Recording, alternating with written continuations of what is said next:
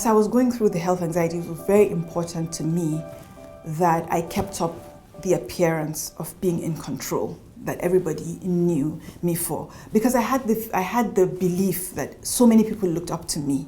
My family looked up to me, and being the doctor, people would call me, especially my kids would call me and say, "Oh, I have this thing, could you tell me what it could be?" And I had this very outward appearance of being calm, and no one actually really knew that this was going on because I had to keep up a facade, and that was really difficult because I was keeping everything in, and that's probably why it got much worse, because I wasn't sharing with absolutely anyone. And even I would say with myself, because I would suppress everything down and try to cover it up by going from project to project to project and not really thinking about stuff, till the noise became so loud that I couldn't ignore it anymore, and I had to do something about it. I had spiraled down into a very deep, dark hole, and it was like some kind of thing had taken over that was alien, and I was so much used to being in control that I just felt like things are just going out of control, and I can't really tame myself, I can't tame my mind. What's this? My life was really very small at the time because I withdrew socially. I wasn't really interacting much because I didn't want anything that would remind me of illness and disease. And being a doctor, you can imagine that was quite restrictive. I kind of did a lot of work on myself. But to back it up, I had always been a fan of Eckhart Tolle. I had always read his books. Way back in 2008, I discovered him. I came back to rereading and relearning about all the principles of the power of now, and joined the Eckhart Tolle community, and also turned and revived back my faith and my spirituality as well. And those were some of the things I did to kind of get out of that deep, dark hole that I was into.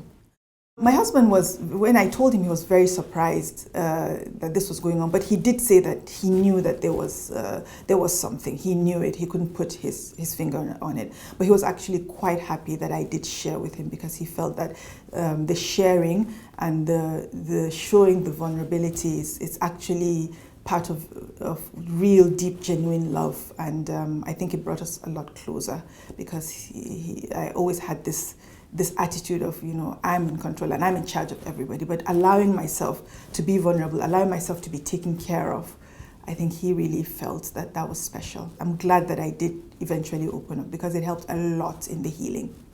I would share with people close to me, look, I'm in trouble here, and this has been going on for a while, I don't know what to do. And my sisters were amazing, my husband, amazing. So my sisters told me, you just don't resist. It's okay to feel like that, but don't resist, don't fight it, just let it go.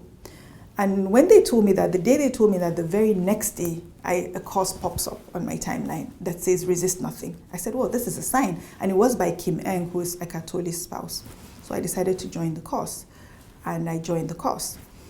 When I joined the course, I was given complimentary membership into the Eckhart Tolle community, and I went in, and the very first post I saw was a post by Alicia that talked about being awakened by cancer and Eckhart Tolle. And remember, at the time, I had filtered out anything that had to do with cancer, with dying, and immediately I saw it was no, this is not what I signed up for. And my first instinct, as I would always do, was to just click out, run away, and just forget about this, and no, this is not where I wanted to go.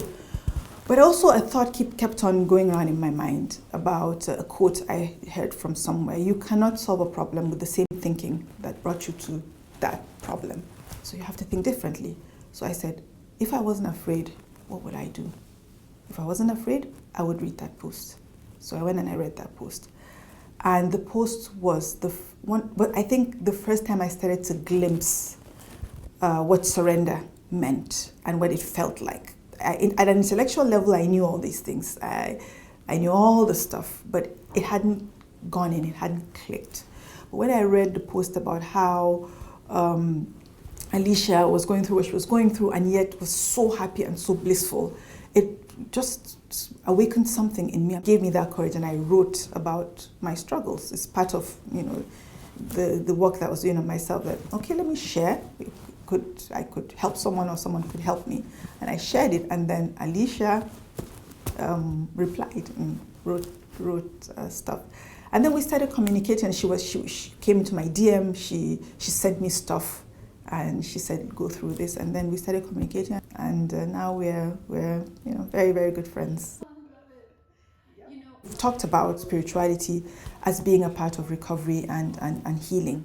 It all boils down to just allowing, because a lot of times we are the ones that are in the way. The most important thing, I think, it's the belief in ourselves and our power. And it gets drowned out by all the mental noise.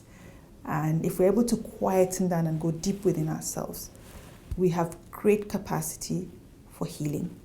We have great capacity for doing amazing things, the things that our mind tells us that we cannot do. So I think spirituality is a very important part of healing. I'm Muslim. I grew up in a Muslim household. Having revived all that, I started the practices of meditation, started intensely living in the now. It's been quite a journey. Letting go and believing in a higher power is very important, because you cannot be certain of anything. I believe that the only way to be certain of anything is just to trust that everything is ultimately working. The world is not a threatening place. The world is a beautiful place. The fact that I'm in it, enjoying everything, is testament to that. And why would I think that the world is a threatening place?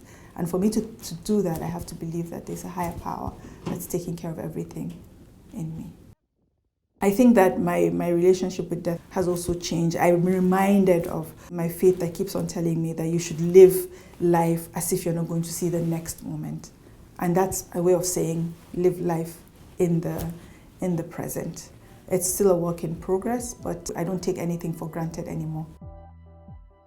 I think I'm more comfortable going into holistic care. And it's not as if I'm changing the entire focus of my clinic too. We're just adding that aspect as well, so that we can offer a wide range of service to those who need it. So I'm really excited. It's not a very common thing back home, and I think it's not even just to start it, it's also to stimulate the others to also start it, because I think if we start and it's successful, I think we could actually start to do something that changes the way we look at things.